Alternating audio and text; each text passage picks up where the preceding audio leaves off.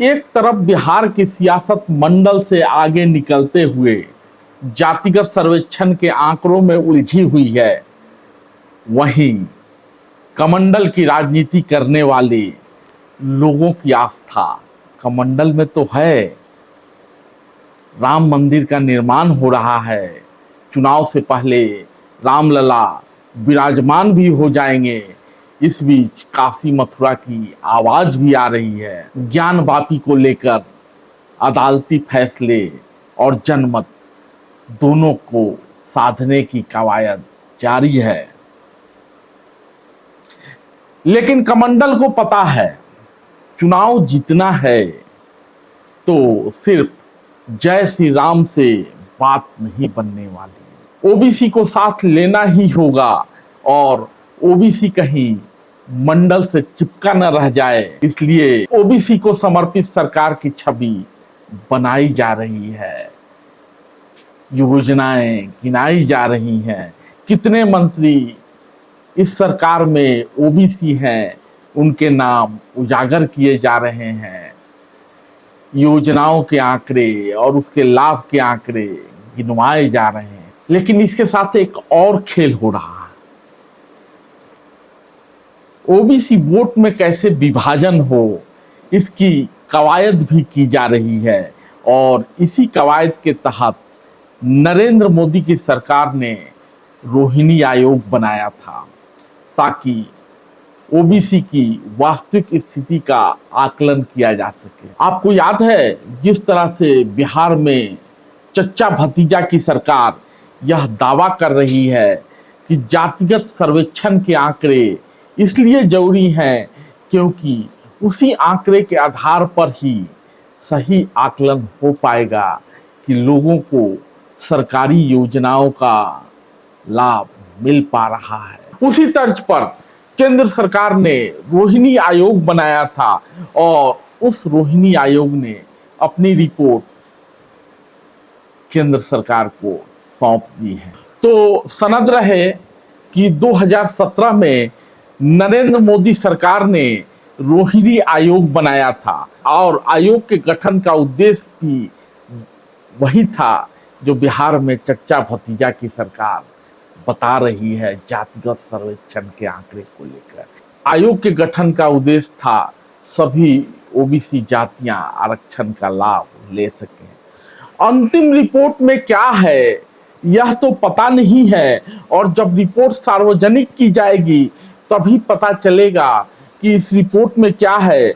लेकिन जो अंतरिम रिपोर्ट सामने आई है उसके मुताबिक अंतरिम रिपोर्ट में रोहिणी आयोग यह विचार व्यक्त करता है कि पिछड़े वर्ग के लिए निर्धारित 27% आरक्षण को 4 हिस्सों में बांट दिया जाना चाहिए, क्योंकि रोहिणी आयोग ने पाया कि कुल 3633 पिछड़ी जातियों में से करीब 1000 जातियों को तो आज तक आरक्षण का लाभ ही नहीं मिला। अब थोड़ा इस रोहिणी आयोग के अंतरिम रिपोर्ट की बिंदुवार चर्चा कर ले। अंतरिम रिपोर्ट के मुताबिक 27% मंडल आरक्षण को 4 हिस्सों में बांट दिया जाना चाहिए। मजबूत पिछड़ों को 27 में से मात्र 10% आरक्षण मिले। 97 जातियां मजबूत पिछड़े जातियों की श्रेणी में आती हैं। 1674 जातियों को 2%, 534 जातियों को 6% और 328 जातियों को 9% आरक्षण का लाभ मिले, ऐसा रोहिणी आयोग के अंतिम रिपोर्ट में सिफारिश है। आपको याद होगा कि सन 1993 से मंडल आरक्षण लागू है और मंडल आरक्षण मंडल आयोग की सिफारिश पर लागू की गई थी बीपी सिंह के सरकार द्वारा।